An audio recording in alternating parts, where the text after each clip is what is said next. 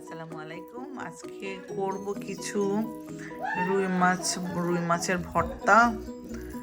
প্রায় 6-7 পিস ছিল, অনেকখানি এখানে। আর এই যে বেছে নিচ্ছি, কাটা কাটা বেছে নিচ্ছি। এই তো আজকে কাঁচা পেঁয়াজ দিয়ে করবো না। আমি যে কোনো ভর্তাতে বেরেস্তাও রাখি, প্লাস কাঁচা পেঁয়াজও রাখি, দুটোটাই রাখি আর কি। দুটোটার কম্বিনেশন হলে ভালো লাগে। আজকে আমার আজকে কাঁচা পেঁয়াজ না, শুধু বেরেস্তা দিয়ে করব। এই তো শুকনো মরিচ ভাজতে হবে, শুকনো মরিচ, ধনে পাতা এগুলো দিয়ে করব আজকে রুই মাছের ভর্তা।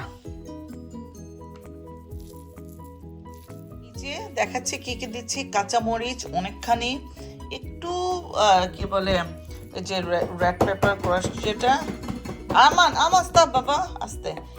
এটা দিচ্ছি। আরে না, আমান স্টপ। এরপরে ধনে পাতা, অনেকখানি সরিষার তেল, আর পেঁয়াজ বেরেস্তা। আসলে পেঁয়াজ বেরেস্তা কাঁচা পেঁয়াজ দিচ্ছি এই কারণ, বিকজ এটা কিন্তু মাছ ভাজি ছিল, অনেকখানি মাছ ভাজি ছিল দেখে মাছ ভাজির সাথে পেঁয়াজ ছিল অনেকখানি।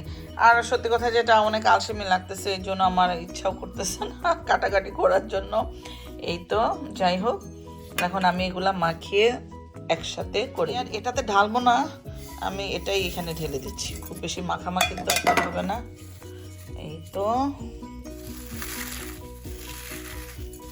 লবণটা যেহেতু অলরেডি আমার মাছের মধ্যে আছে, একদম শেষের দিকে দেখে দিয়ে দেব।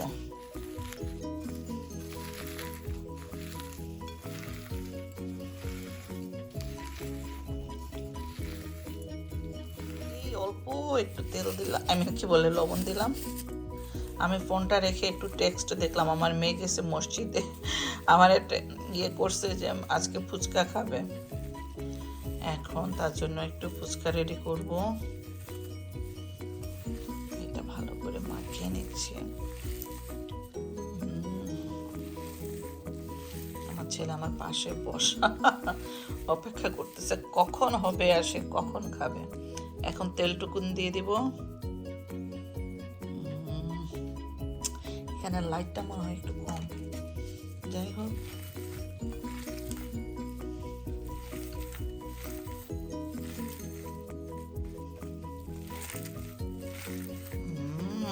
যা একটা গন্ধ বের হইছে, উফ, জিভের পানি টইটুম্ব।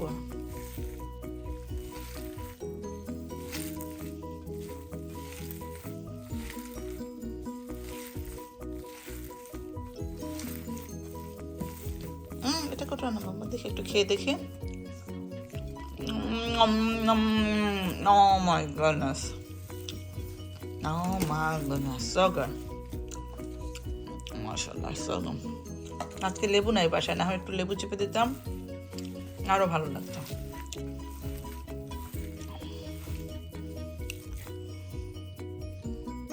সেই মজা হয়েছে।